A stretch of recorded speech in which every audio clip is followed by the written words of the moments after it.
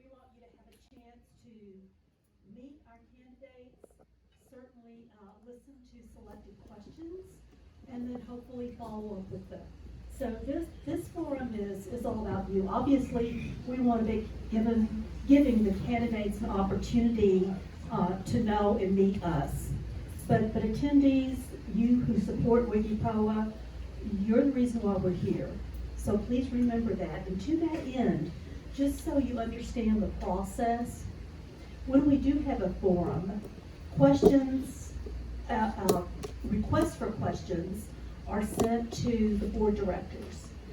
And in that light, we're looking at the directors representing their HOAs and coming forward with questions. This time, we did the same thing, and then I was requested to offer some questions, which I did. And then I was asked to select a couple of questions from those questions I selected. And I was a little uncomfortable with that only because I wanted to be sure that I wasn't looking at it from a very biased perspective. So I reached out to Craig Vance and Dan Walsh, who are also directors on the WGIPOA board, to help me work through the down selection. And we selected 4 questions. Those 4 questions were then provided to the candidates for them to consider, to certainly prepare, and they're multi-part questions, so I want to be sure that we all appreciate the challenges of multi-part questions. However, these are questions that are important to us on the West End, and because of that, the multi-part helps focus the specifics of our concerns. The responses to each question will be 3 minutes. We will have an introductory comments from each candidate. That will be 3 minutes. We'll have the 4 questions. And then depending on the time that we have left and your interest as attendees, if there is an opportunity and you have an interest and the candidates are okay with it, we will open it up to the floor and you may ask a question. That will be your choice. And it will depend on, like I said, the time. But we want to afford the opportunity if it presents itself. We will then have closing comments. So that is the format of the forum. We drew prior to the forum. Keith is first. Terri is second. And because it's a Saturday morning, I am thinking it's okay to call them by their first name. If it's not, it's too late. It's already ingrained in my brain, so I'm probably not going to be able to turn it around. But I'm hoping that because we care about our area, we care about establishing relationships, that this can be a forum that, although we want to understand your positions as well as possible, I'd like it to not be that formal. I'd like for you to view it as we'll be asking questions, it'll be a conversation. As a moderator, I will reserve the right to ask a follow-up question if I feel it's important to our understanding the issue. If that does happen, and it probably will not, but if it does, then each candidate will be given a minute to respond. And that's merely for clarification. It is not a criticism of the response, but since we're all here on a Saturday morning, I want to be sure we walk away and we're comfortable with what we understood from the candidates, because we are rushing toward the election date of November 8th, and there's not a lot of time, and our candidates' time is very precious, so we want to maximize the opportunity we have to spend our time with them. So if there are no questions from the candidates, hopefully, okay, good deal. Then we're going to get started. And oh yes, and Craig told me just before I started not to forget this, and of course I forgot it. So 3 minutes, but at the 30-second time, he'll flash the sign. So that means when you get the sign flashed, you got 30 minutes to wrap it up. But I mean 30 seconds, not 30 minutes, 30 seconds. See, don't listen to me. Watch Craig. Do not listen to me. See, the 30 seconds will probably be for me. It won't be for you. But wherever you are in your response for 30 seconds, kind of make it a complete sentence, not a complex, run-on sentence. So chop it off as soon as you can. So with that, we'll get started. Okay, Keith, you're first. Would you please introduce yourself to us and share whatever information you would like? I'm going to stand up for introduction. It is certainly a pleasure to be here today. Again, my name is Keith Henry. I am a native of this island. I am a proud BOI, a Galveston Ball graduate. I was fortunate enough to get a quality education, and as of May, I was the city commissioner for the city of Texas City. I was a former city commissioner for the city of Texas City, and I chose to run for this seat because I have a fervent passion for my community. In addition to that, I also like to say, yes, I may be sitting on the Democratic side, but I have loathed the way both sides of the aisle have behaved in the past few years. We are all Americans, regardless of our ideological beliefs. At the end of the day, what is best for our community and what is best for our coast? Galveston County, the city of Galveston, Chambers County, District 23. Thank you, it's a pleasure to be here.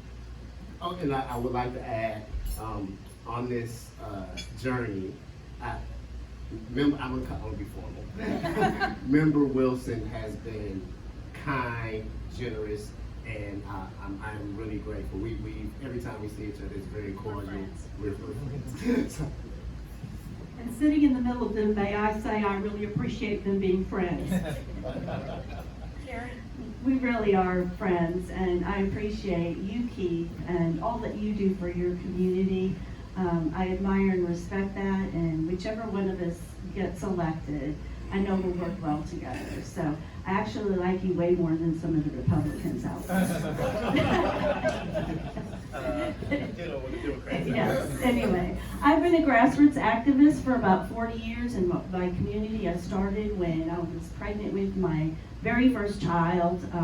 I got involved in the Republican Party, obviously. I became a precinct chair. I've done everything from working on election integrity issues for the party. I served on the State Republican Executive Committee. I've chaired the National Nominations Committee, so I'm used to herding cats. And so, our main reason was Dave, my husband, and myself really just wanted good government. And we wanted to leave something for our children, and now it's our grandchildren. But anyway, for my work within the party, I received the Texas Federation of Republican Women's honoree, Tribute to Women honoree, and I also received the Texas Star Award from Texas Women's Alliance. I graduated summa cum laude from University of North Dakota with degrees in both elementary and special education, with a specialty to teach visually impaired students. Started my career with that, became a case manager in the public schools, as a teacher, a case manager, and then I was the director for a large middle school program for all students with special needs. So I've had my career, it was a good one. One of the reasons that I think Keith and I can agree on, we do not like career politicians. I had my career, so I'll be 63 if elected, and so this is not my career. I'm here because I care about the issues. Some of my previous experience and awards, I served as the chairman of the State Teacher Selection Committee Award. I served 3 terms on the State Board of Education, so I have a wealth of experience dealing with the GLO in that aspect. I was the chairman of the Instruction Committee, so I served in many capacities for that. Some of the things that I've received as for my work was the American Exceptionalism Award for Americans for Prosperity for my work in making sure that our students had a curriculum that supported the free enterprise system. I received the Faithful Servant Award from the U.S. Pastors Council, as well as the Protector of the Family Award from the Foundation for Life, and the Texas Family Advocate of the Year Award for Concerned Women for America. When you serve on the state board, it's 2 million constituents with no pay or no staff. So I understood before I got into this race exactly what was required to serve a county with both counties, Galveston and Chambers. Thank you. what we're going to do is alternate. So if you were first, then you will be last with the next question. If you were last, then you will be first. So I can only imagine as we go through these questions, because I get so engrossed in the answers, I will forget the sequence of events. I will count on everybody keeping me straight, and hopefully you won't have to do that too many times, but if you do, you just do, and I usually will listen. So the first question will be to Terri. The question is, discuss your understanding of GLO's responsibility regarding beach/coast line oversight regulations. Please explain how you will establish a relationship with GLO officials. What is your communication strategy to assure GLO officials will understand Galveston and West End issues? 3 minutes. Thank you. Dave and I, as soon as we moved here, we retired to the beach here, and we got really involved with both the Coastal Resources Department of the county. Again, we wanted healthy beaches, a strong dune system. We became familiar with many of you through WGIPOA. Dave and I have always had a passion for local government as well as state and federal. So I'm very used to coordinating all those efforts.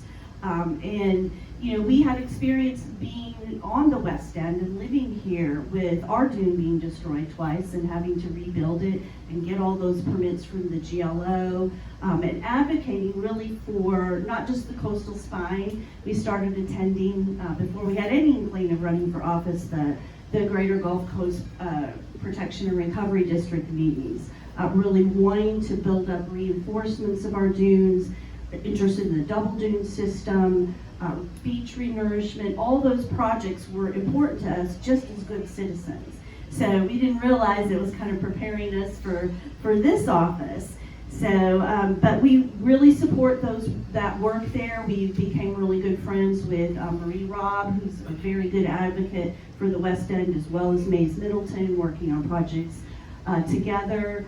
They're both supporting my candidacy. I became good friends with Sally, and Sally is like the key most expert on the coastal spine system, working with Tarleton Tartan and really trying to understand TWIA and all the things that affect us as a community here. And as I mentioned before, my experience with the GLO on the State Board of Education. For those of you who don't know, the State Board of Education, the main reason for its existence is because they wanted fiduciaries over what was called the Permanent School Fund. And that's where all the oil and gas royalties feed into, and the State Board is the fiduciaries of the fund, and together with the General Land Office, we manage that fund. It's the 4th largest public fund in the United States. It's huge, run by the common man. We are charged to do with it what we would do if it was our own money. So I have a lot of experience working with the GLO already. So I do understand the need for conservation, which is very important to the area, but I also understand that we've lost wildlife because we've lost our dunes. So I'm advocating for that, we have to have some kind of reinforcement. You all know, living on a beach, if you have a pile of sand and you pour a bucket of water over it, it goes away. So we have to shore up our beaches and our system here, and I'll be a strong advocate for that, and already work with many that are involved in that process. Thank you. Keith, tell me you want the question repeated. Please don't tell me that. You got a choice. I can take 3 minutes and ask the question. Okay, your turn. So, before I became a city commissioner, and in addition to a special education teacher, a department chair for the Houston Independent School District, I have a vast array of experience in public administration. I worked as a federal grants analyst, a federal grants manager for the Texas Commission on Environmental Quality, where we worked hand in glove with the Texas General Land Office, GLO.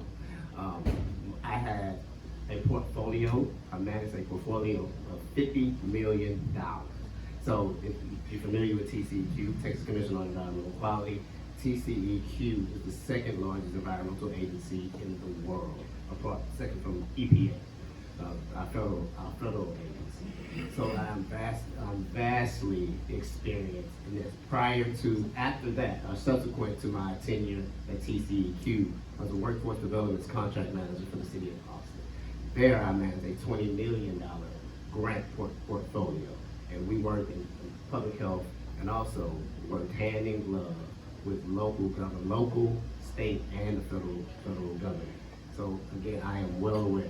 What's unique about, and this may be a separate question, what's unique about here, city of Galveston, our port, or the greater Houston metropolitan area, we would be considered, in terms of GDP, the 23rd largest economy in the world. The port of Texas City alone brings in an annual tax income of $16.2 billion. The city of Galveston, I believe, is right at $2.3 billion. And so, in terms of protecting our coast, when we look at the projected coastal spine, I know the Ike Dike project is $31 billion project, but that funding needs to come here in order to protect our coast. I know the coastal spine project, that's a $29 billion project. Again, we need to ensure that funding works here to protect our coast. We need to, as a state legislator, I will hold GLO accountable. But I'm also good at building relationships. I am someone, even at the city of Texas City, I have, for lack of a better term, I've pissed off a lot of Democrats as a Democrat. But again, I always tell people that my objective is to serve constituents in the best interest of our constituents. Thank you. Thank you. So how are we doing, attendees? Okay, you're pleased? Okay, thank you. Okay, Keith, you will have this next question, only because you were last and we want to make you first. Discuss your thoughts about the challenges with public parking, particularly in West End neighborhoods. What are possible solutions? There's a significant issue here. I believe that Galveston is growing at a rapid pace in terms of we're almost becoming a new Florida in a sense. And there are some solutions that we can model from cities or municipalities such as Port Aransas. There are also, if the infrastructure is viable, we can look at perhaps some parking garages that the state manages, and that will bring in some tax revenue, some revenue that will generate revenue here, if that's viable. Again, I know when you see, particularly here in the summer months, you see individuals parking in front of your home that you pay a handsome and princely sum for, and particularly in taxes, and we'll talk about those because they're too high. Right? Well, particularly those, there needs to be something that is amenable to both community and to tours, individuals that visit our shores. And again, let's perform a feasibility study with our community partners, quasi-governmental bodies, City of Galveston, and our state and federal partners to ensure that we get amenable access to the park. You should be able to park for your own. Thank you, Keith. Terri? Well, thank you.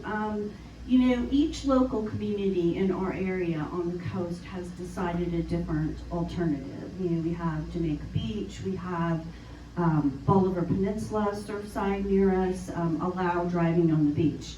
We're losing beach, so that is a concern for us. However, I feel like my role as a state representative would to be a voice at the table, looking at solutions, but I feel this is a local community issue and has nothing to do with my job in the state legislature. I don't want state government dictating to our communities how we have to solve a local parking issue. We do have the Open Beaches Act. I have probably more concern than most because my house is 10 feet away from public beach access. So my property butts right up to the public beach access. Jerry and I have worked together to restore the beach access after storms at our own expense.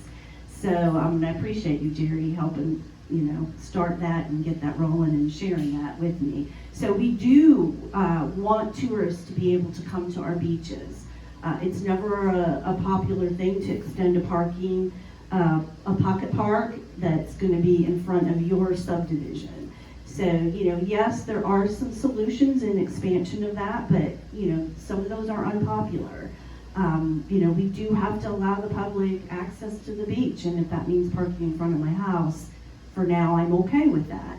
I just don't think that that is something that the state government should be involved in whatsoever. That is an issue for each community to decide. I believe in self-determination for communities, so. Okay, this will be a follow-up question for clarification, and go first with Terri, and then Keith, you will have a minute to also respond. So Terri, the question I have is, and I appreciate your answer, with the formula that dictates the number of parking places we need to have in our subdivision to meet the Open Beaches Act, can you share your thoughts as to whether you, after looking at the data and hearing our stories, you would be supportive of possibly carrying a message forward to try to get that formula changed? Because part of what's causing us the issue now is the formula that was put in place 30 so years ago with all of the tourists we have in Galveston. It's driving more traffic in our subdivision. So just to be sure we all understand, can you give me your thoughts, and then Keith, you also, and you have a minute. Yes, of course, my office will be, looking at that issue along with the community leaders, looking at the Open Beach Act and, those provisions there. Again, that's something that, we can look at, but my office, I feel, is more about gathering the data, looking at the current existing, provisions in the code, and then, talking with local communities on how we can best solve the parking issues. Anytime you're talking about the Open Beach Acts, that is a hot button. And so I would definitely be part of collaborating with that. But again, I think the direction really needs to come from the local citizens that live there, which does include me, and I will have a voice, my own personal voice in that. I just don't think that I can speak to change that for every last community across the coast in the state of Texas. Thank you. Keith? When we speak of the Texas Open Beach Act, it is antiquated, and you look at the provision, effectively, the state of Texas operates our beaches, and effectively, because there's really no revenue generated from it, we're operating with a deficit. And so if there is an opportunity to provide funding from tourism, I think that benefits both local governments and the state. Why spend money that we really don't have to if there's an opportunity to gain? So again, I think looking at it, working from the perspective of, okay, it is a responsibility of a state legislator to ensure the most viable economic outcomes for all communities.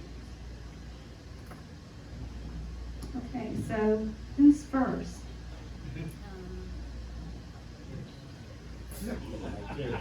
I love this. Who?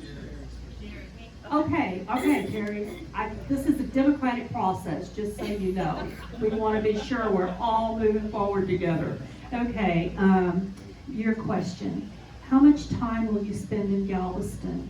What are your thoughts about ensuring communication with your West End constituents, and will you have representation at WGIPOA? Well, Dave and I have been here at WGIPOA since we moved here, so yes, I don't know if I will have, obviously I'll have a district office staff, but for the most part, Dave is serving on one of our citizen boards, and so we're very involved here. This is our home, so we have a vested interest, and I think it is to the people's advantage on the West End to have a state representative that understands and lives through the storms and everything else that we have to do, and understands that process from a personal point of view. That's part of the problem with TWIA, is they're not based on the coast, and so we have a lot of problems with that. So yeah, I mean, I will continue to be involved. Dave and I have spent, I've spent 40 years of my life. Dave started getting involved, I think, politically when Obama was elected.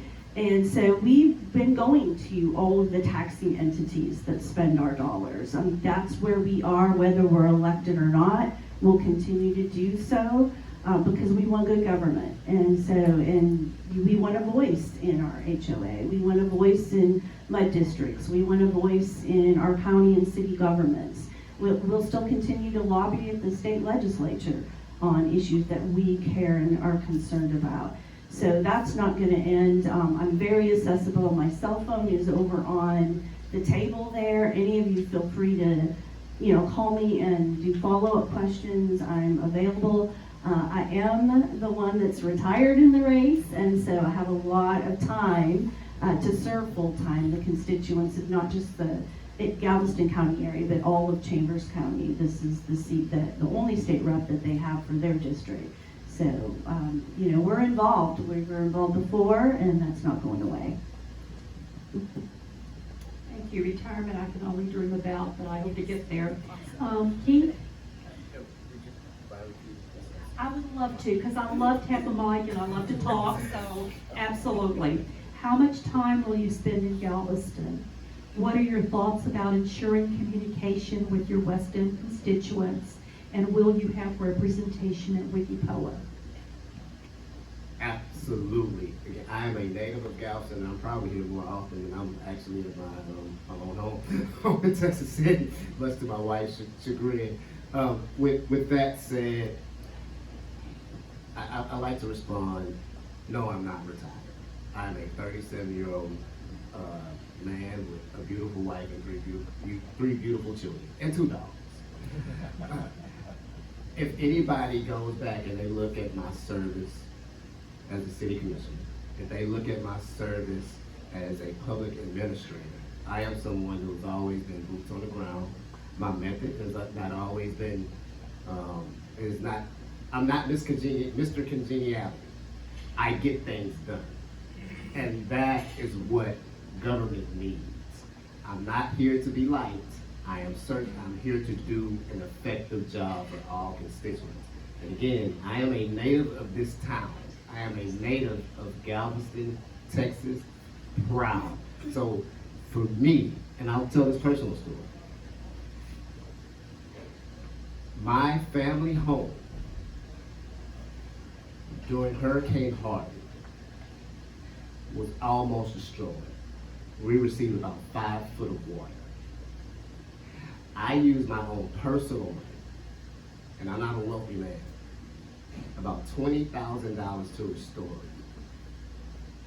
So I say this very respectfully, I have a personal vested interest in ensuring the protection of our homes on this coast. Thank you. Thank you, Keith. Keith, you will be getting the next question first. Why are you running for District 23 representative, and why should we vote for you?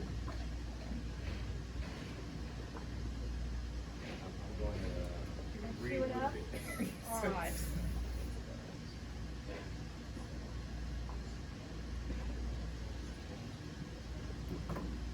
I am seeking to become the next state representative, as it will allow me the opportunity to pay it forward to all citizens of District 23. In my previous role, I seen firsthand the complex and diverse challenges facing the people of our community. Therefore, I will continue to collaborate with community leaders, elected officials, and clergy to expand access to essential resources and jobs. Furthermore, my experience, in addition to my decades worth of public administration experience, have prepared me to meet the needs of the Office of District 23 and our constituents by legislatively supporting the community with integrity, compassion, and fairness. Thank you. Thank you, Terri. Okay, so why am I running? I'm retired and live on a beach. Seems kind of crazy, doesn't it? But I'm running really because I care about good government. I care about the issues that we are concerned about. In the Republican primary, I saw 3 candidates entering the race, called Mays Middleton, said, do you have anyone that's running? And he said, no, it's an open field. And so I looked at the 3 candidates. 3 of them had either no or very dismal voting records in a Republican primary. So for somebody that cares about the issues and have been active in my community, I was very concerned. If you didn't care about the issues before, and you didn't care enough to go to the polls in the 13 days that they were open for you to vote, how deep do you care about the issues that I care about? And so I was very concerned, and I had made a couple phone calls to people that I thought I could support. Nobody was running in the primary. We really are faith-based, and so Dave and I went about just the process that you do as a faith-based person. And do you feel like God is calling you to this? Because it's a big, big job. I know, Keith, that you're faith-based as well, and I know you're involved in a lot of community issues, and that's important to you. So for those of us that are, we answer to a higher calling, and so to speak, and I just really felt like I needed to run because I knew the issues, and I cared about the issues, and I had a track record. So I was very concerned about that. Obviously, I admire Keith very much, especially for your community service, your volunteer work, but we do have differences as Republicans and Democrats. And I could not support a Democrat winning this race. I do not support an open border policy. I do not support the tax and spend Democrat platform issues. So I felt like God was calling me to it. It was up to me to carry the issues force that I care about. And I've been fighting for, we have 5 children, and now we have 4 grandchildren, and I've been fighting for my community and those. So the reasons for running have changed along the way, but the issues in my heart have not. And I will be a fighter. I will leave no stone unturned as your state representative. And it is different living on a coastal community with the parking or with any issues with TWIA. There's 22 coastal state representatives out of 150. So you have to make the others understand how important this area is to our economic viability. And the ports, the coastline, all of that, not just for the economic, but we have 4,300 miles that could be affected by storm surge. So those are key issues that are also a national security interest as well to our nation and to our state. So we have to make them understand that.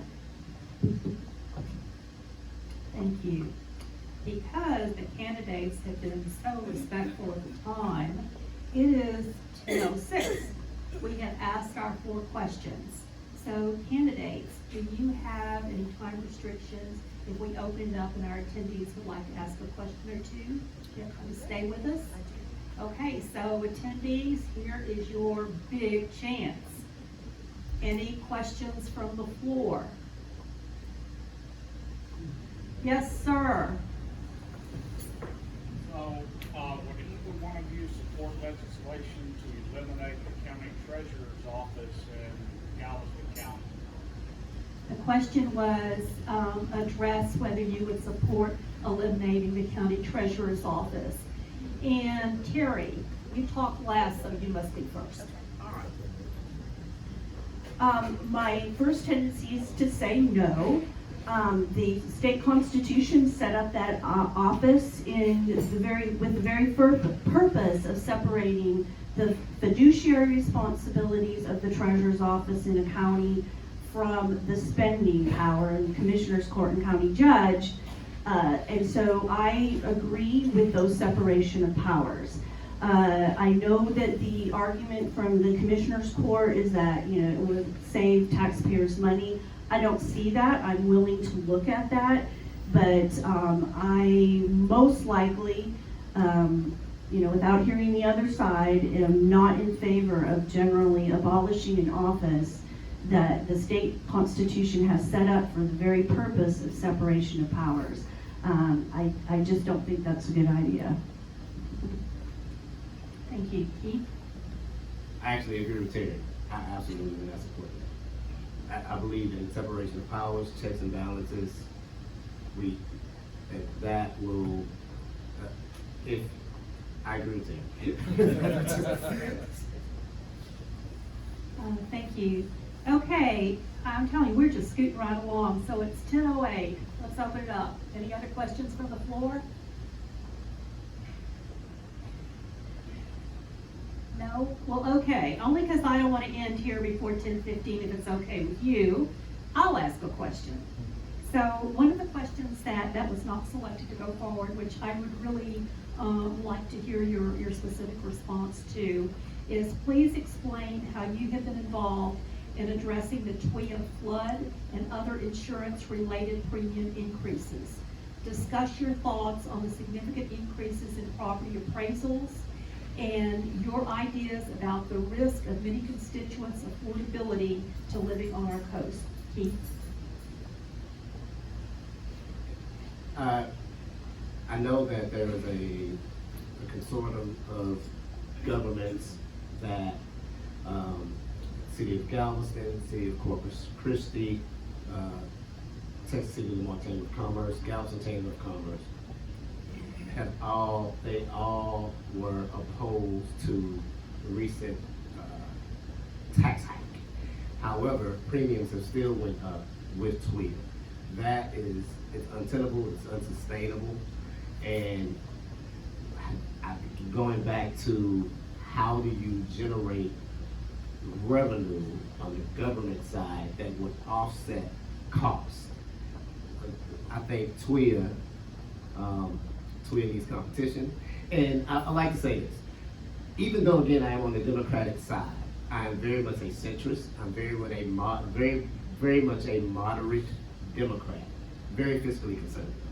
If it makes practical sense, then I will apply that. I'm not a tax and spend Democrat. I do not believe in that. And so I want to make sure that is known. Border security, I'm for it. I support it. I also support that this is America and everyone in here is a descendant of immigrants. And we have the greatest country in the world, and if an individual comes here and they work hard and they come here under the auspices that are required, then they deserve the opportunity to live here. So I know that doesn't address TWIA per se, but again, opportunities are here, and we need to find ways to offset costs. But if we constantly say, kind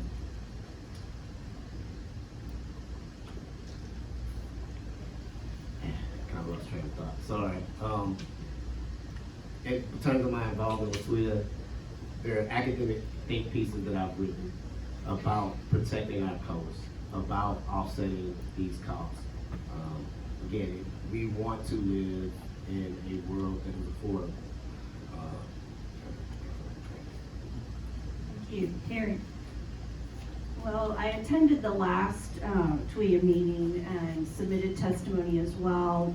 The actuary board recommended a 0 rate increase. We did get an increase in our premiums because of replacement cost. And that has to do with inflation, and that has to do with our economy.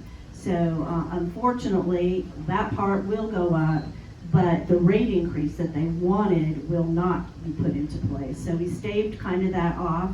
Again, I am not an expert in insurance, but I am in close contact with Terri Tartan, Sally. There are people that are far more knowledgeable on this. Larry Taylor is an expert as well. We've met and talked TWIA before as well. Again, making the legislature understand how important this area is to the coast. And you know, it's a system that's really unfair to coastal residents. We don't have hailstorms here, but yet hail is mitigated on all our policies. We're not living in Tornado Alley here, so we don't see those effects. But when a tornado happens in the north part of Texas, we have that, that cost on all of our insurance policies. But somehow, if it's, a windstorm, then, well, you on the coast need to pay for that. So we do need to fix that very broken system. If elected, I will be requesting, I'll be a freshman coming in, but I will be requesting that the insurance committee is one that I can sit on, because TWIA is so important to this area. We have to have TWIA reforms. Again, moving them to the coastline would help, but some of the processes in TWIA are absolutely antiquated. We're still trying to send our stuff in, in stamped envelopes, and, their online thing is not working properly. And I mean, we almost got booted out of ours. So, living on the coastline, we are recipients of TWIA rate increases. And that, along with appraisal board reform, absolutely needs to happen, property tax reform. We're just pricing people out of the coastline. They're like, well, you choose to live there, No, there are people that are working here, that have their families here, there's communities here, just like there is everywhere else. And this coastline is vital to our state. And we just have to get those things under control, because without the coastline, we're going to lose probably 40% of the economy that runs through our ports. So it's very, very important that we get TWIA insurance rates under control and reform in that organization. Thank you. Well, that concludes our questions, and folks, it is 10:14, so our excellent candidates have kept us right on the timeline. I will now ask for closing statements, and you have 3 minutes. All right, so remember Terri Leo Wilson when you go to the polls in November. I'm endorsed by the Texas Right to Life, Eagle Forum, Concerned Women for America, Young Conservatives in Texas, Grassroots America, Texas Homeschool Coalition, Texans for lawsuit reform. I have the endorsements from the pro-life, pro-family, and pro-liberty groups in Texas, because they all know me by first name. They've known me for years. I've worked in the trenches with people and governmental entities for all of my life. I have the endorsement of our current state rep, Mays Middleton, as well as our own District 6 council member, Marie Rod. I've been a precinct chair for the West End, so I've been highly involved in our community.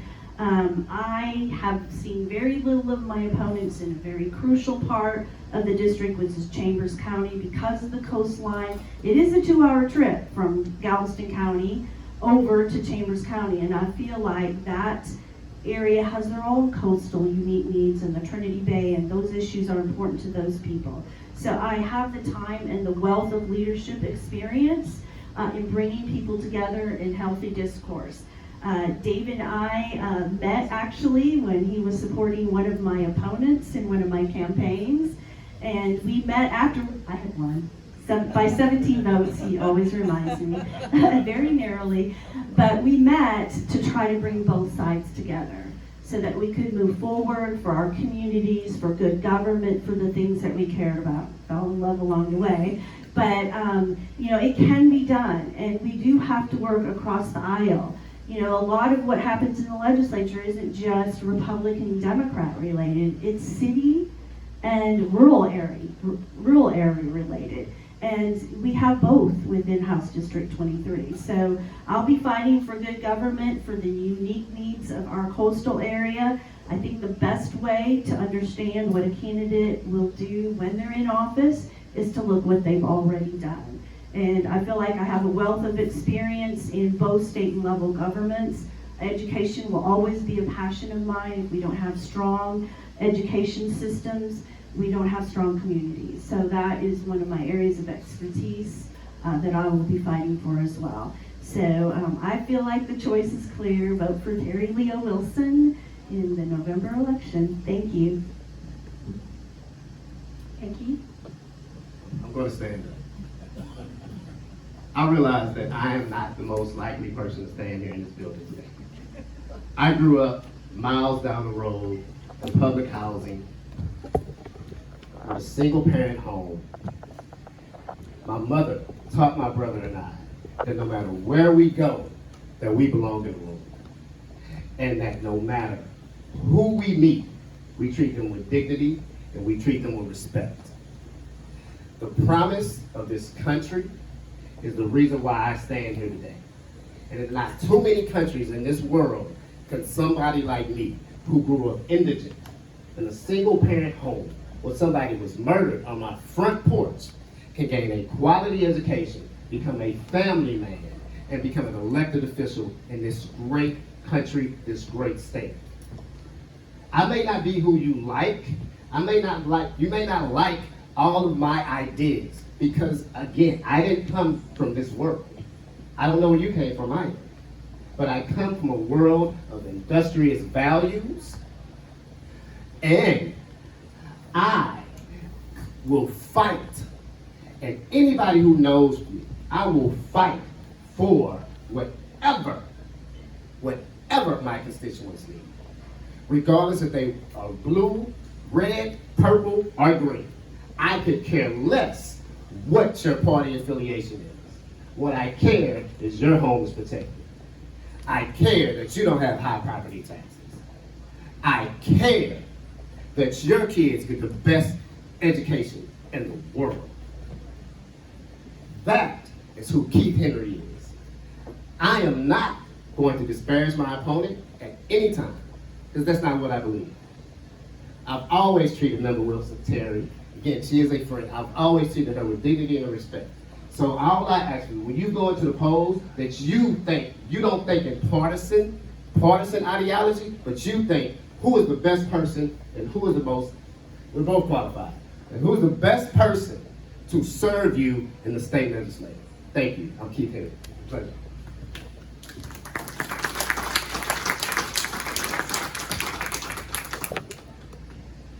Those were both excellent closing statements. I feel like someday I feel like I've been to church, I'm motivated, I'm ready to go. So that concludes the, I will tell you, it's really wonderful as a citizen and a constituent to believe that whoever wins, that we will have the both of you working in our best interest. And in this day and time, that is a message that I don't find I have very often, so I really appreciate that. That concludes the forum. I thank you very much. We still have a little bit left on our program, but to the two candidates, I would like to ask all of you to join me in thanking them for their time and their enthusiasm that they brought to the forum. So thank you.